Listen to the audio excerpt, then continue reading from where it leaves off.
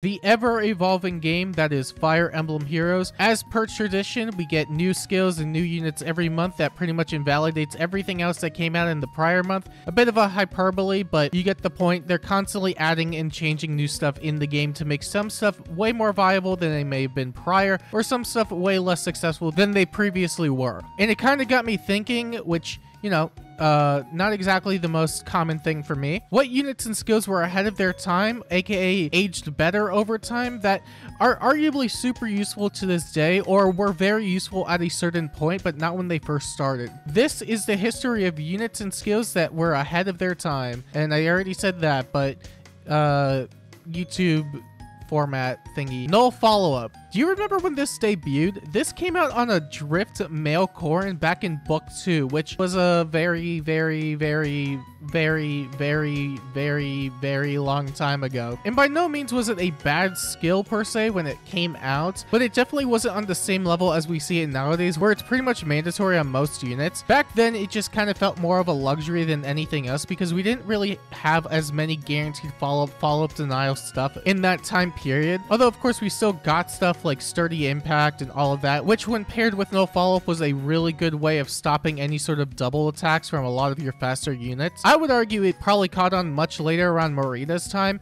which was around the point where you were able to stack up damage reduction and no follow-up, which made it so you were very, very good at tanking in general. You weren't getting doubled a lot of the time. You could fall back on reduced damage, and there was a reason why at that time Morita was considered one of the better sword units in the game, and it was because she was able to take advantage of both of them. But while I would definitely say no follow-up was a decent enough skill when it first debuted, it definitely wasn't as prevalent as it was back then as it is now. But also because the game is extremely littered with no follow-up, including in the Grail Shop and Sacred Seals. Most new units nowadays don't really come with any sort of no follow-up effect because it's incredibly cheap. And you may find that also applies to refines too. Some refines in particular weren't bad by any means when they first came out, but they did miss that one specific thing that made them really, really stand out at their own peak, and some of them even to this day are still relatively good. The three most prevalent units that came to mind in that regard were Arden, Har, and Walhart. Arden's refund by no means was bad whatsoever. It was a dual phase brave guard weapon with a good amount of attack and defense, and as a melee tank he was incredibly good. The problem at that time is that he couldn't take advantage of that status, because if he got too close to the front lines he just would have gotten blown up by any sort of ranged unit. When it first came out, the most you could really try and do is set him up for some sort of Vantage strat, but that wasn't exactly the most consistent anyway, mainly because the weapon not only has an HP condition, but he also had an absurd amount of HP, so setting up Vantage or even going up against any sort of hardy bearing was really going to make the process much more difficult. That being said, that whole concern was thrown out the window because in the following month we did get Nearsave, which did make him one of the better tanks in the game as far as melee was concerned, especially since at the time we didn't really have a lot of notable melee threats, if any whatsoever. But also on a side tangent with Saviors, one of the big things that made Saviors really pop off in particular was the addition of Hardy Fighter, which to this day is still considered one of the best armor skills in the game, second to Save obviously, because saves are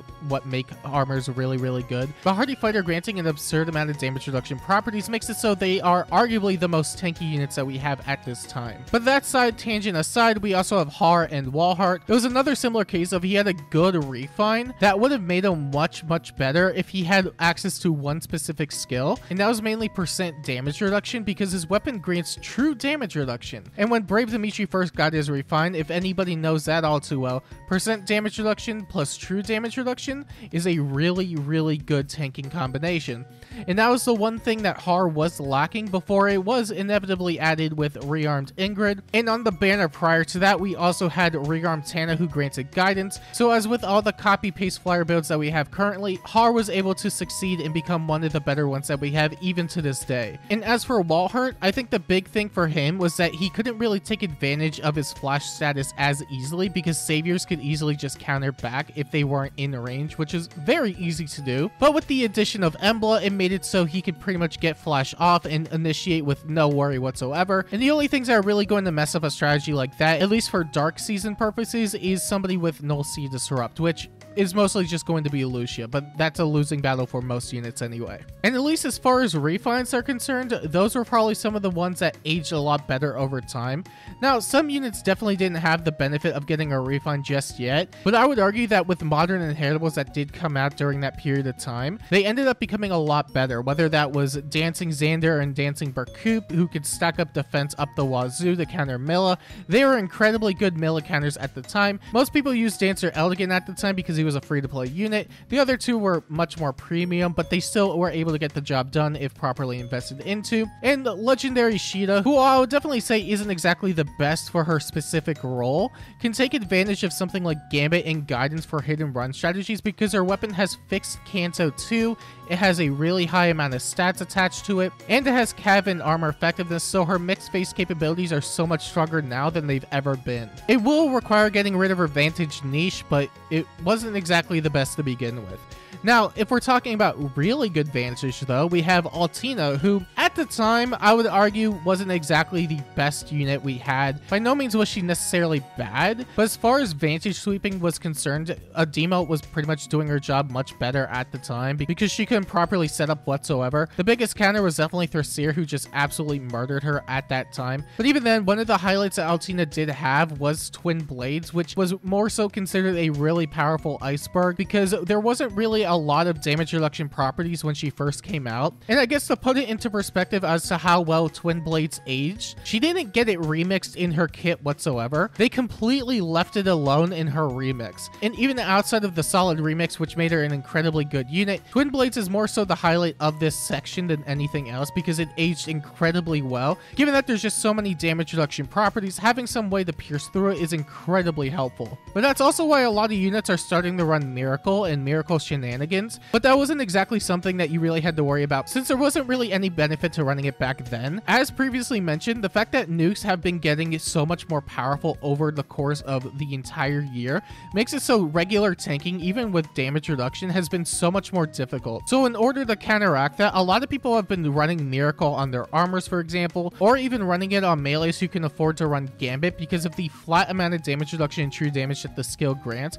Gambit was definitely one of the bigger highlights when it came to upgrading Miracle as a special, but I would definitely say when it first came out, it wasn't something that most people really used. Nowadays, you'll probably see it a lot more in competitive modes. Same thing with Gatekeeper. I wouldn't say Gatekeeper necessarily changed as a unit. He's definitely a lot more splashable because you could bring him to more modes and you could grant passive support through healing and more stats, but his main appeal has always been Detailed Report.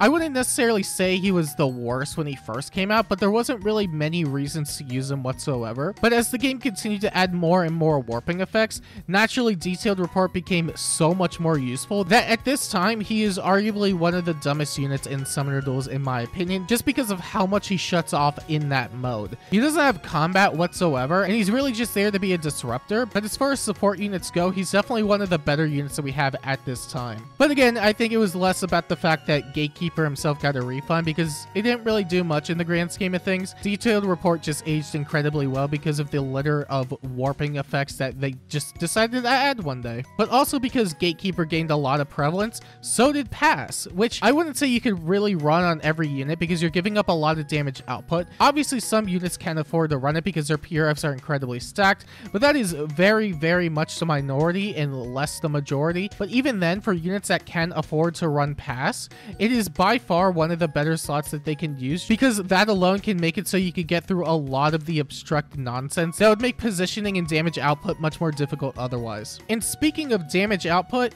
let's talk about Legendary Robin for a second because I wouldn't say he necessarily aged better, but he gave the Unity effect so much more purpose. Prior to Legendary Robin, the most noteworthy thing was Fallen Ike, which for a period of time was pretty funny because he was able to get a lot of stats from his weapon, and he can still do that to this day, but it definitely wasn't a long-lived thing because we ended up getting much more powerful nukes, and he's due for a refine sooner or later, so hopefully that'll make him a lot more viable. But outside of that brief period of time, Unity Unity as an A slot was a lot more gimmicky because it heavily relied on the enemy team just having something for you to set it up, which wasn't exactly the most consistent thing. But by having Legendary Robin around, it made it so it was always a constant. On top of the fact that Legendary Robin also grants Unity to allies, you were getting massive stat swings in general, which made it so that even some of the weaker nukes in the game can become massive powerhouses. And as a support unit, he's probably going to keep relevance for a good while,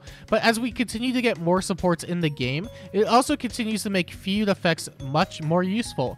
And I wouldn't say feud as an effect was bad by any means, but for a good while, there really wasn't a lot of reason to run most of them. The only one that ever came to mind was running blue feud because of Brave Hector dominance at that period of time. Even so, there was never really much reason to run anything like red feud, green feud, or sea feud. Green feud is still like that because there aren't really a lot of notable green supports, and the ones that we do have do get covered by Fatal Smoke 4, which is something that somewhat supersedes sea feud because the whole gimmick with sea feud is that it made it so you could bypass Maria and other miracle shenanigans, but it's still a very solid skill. I would argue these skills are going to continually age very well as we get more and more supports of varying colors. Sea feud for the longest while was definitely a lot more dominant just because of how prevalent miracle support is.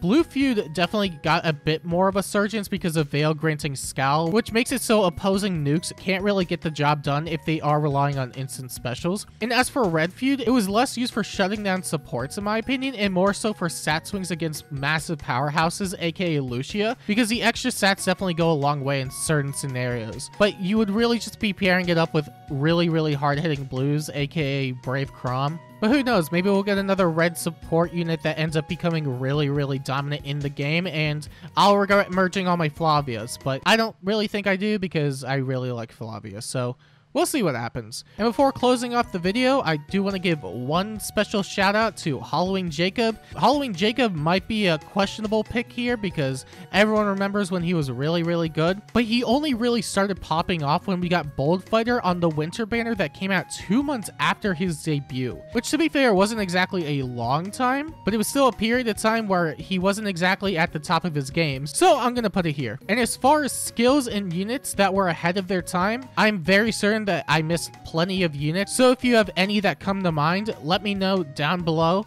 And if you want to see more videos like this, make sure to like and subscribe. And until next time, I'll see you later.